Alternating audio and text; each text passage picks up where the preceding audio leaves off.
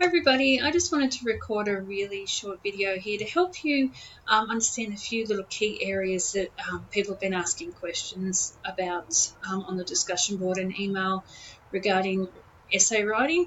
A few people have voiced concerns that they're a little bit concerned about writing their first reflective essay, and that's okay.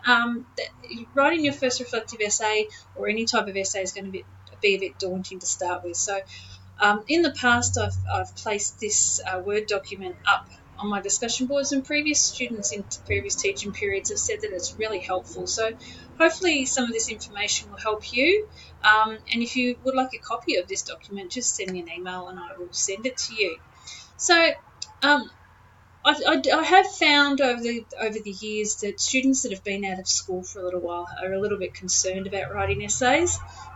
So what I think the most important thing for you to do is to make sure, firstly, that you read the assessment brief. It's really important that you understand the requirements for the essay, and also the little rubric at the end of the assessment brief, the criteria. This is like a little cheat sheet. It's fantastic because it shows you exactly what we are looking for as ELAs when we're marking your assessment. So if you want a high distinction, all you need to do is make sure that you've answered what's in the high distinction section of the rubric. So have a look at that and really understand the brief. If there is something you're concerned about in the brief, you need to ask now so that we can get that question clarified for you before you have to submit. So please make sure that you do that. And keep going back and looking at the rubric as you're writing.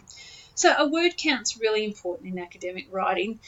Usually the word counts are really tight, and there's a reason for this, because as academic writers, we really need to be able to write succinctly, and we don't want you to use 4,000 words if you can say it in 2,000 words. So it's really important to make sure that you're not writing a novel here, you're writing an assignment. So if it says that the assessment brief says 1,000 words, we don't want to see a 400-word essay, and we don't want to see a 1,600-word essay. We want to see a 1,000-word essay with a 10% plus or minus on each side, which takes it to 900 or 1,100 if I'm talking about a 1,000-word essay. So please be mindful of the word count.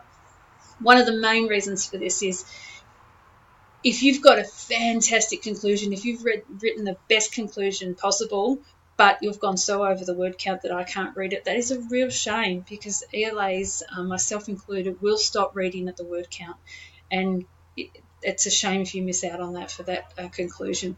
So getting your word count down, there's some really easy ways to do that. First, I'll go through these really briefly here.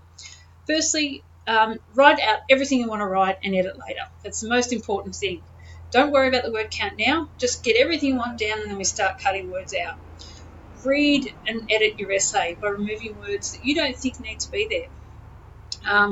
Consider removing really and very from your work. Choose better words instead. For example, the difference between something being really strong and strong. It's strong, isn't it? Does it really need to be really strong? It just actually detracts from the word. So just be mindful of that. We don't need all those extra words in there. Remove any of the and that, which words, you'd be surprised how many of them you actually use. This really gets your word count down.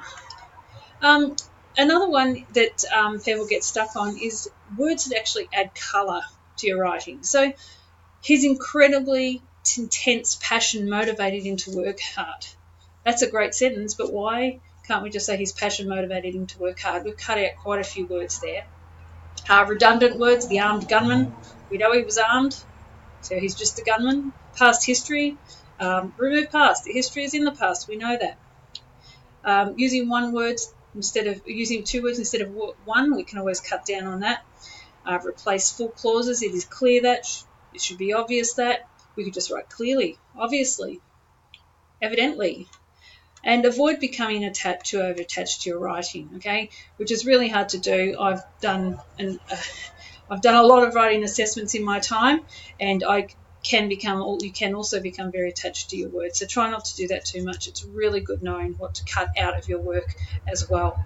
As Thomas Jefferson once said, the most valuable of all talents is that of never using two words when one will do. So that's cutting words out. That's an important part of academic writing. Another one is to make sure that you're using the correct referencing for your course, APA or Harvard, as long as you're consistent. There's a lot of information in the student portal to help you with student writing and APA and Harvard referencing. The important thing with this is that you've just got to make sure that you're using your sources to support your work, not actually to explain them. Don't overuse quotes. We don't want to see a quote in every paragraph.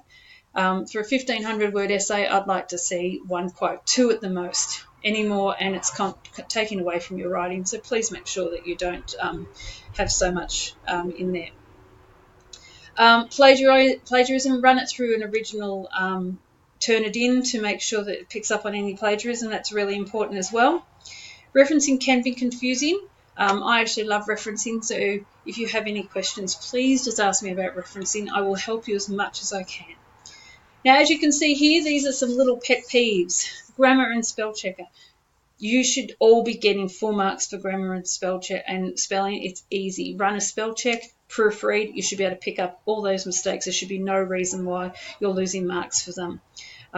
Punctuation, using full stops and commas. If you're unsure, go and have a look at the punctuation guide on the web. It's fabulous. Try not to use colloquial or casual language. Excuse me. As you can see on the screen here, your bunch of numpties going bananas or what you're doing tonight. Aussies are great at talking slang. They're terrific at adding all these words into their language. Let's try not to use it in our academic essays, please. So hopefully some of this information has actually helped you. And as I said, if you really would like a copy of this, I can send it to you. But just remember, read the assessment brief, proofread, double check on your referencing, and get down your word count if you're over. And if you're under your word count, get it up, because I don't really want to see a 400-word essay either. So I hope this helps. Enjoy the sunshine if you're in Melbourne. And if you have any questions, just ask away in the discussion board. Thanks, guys.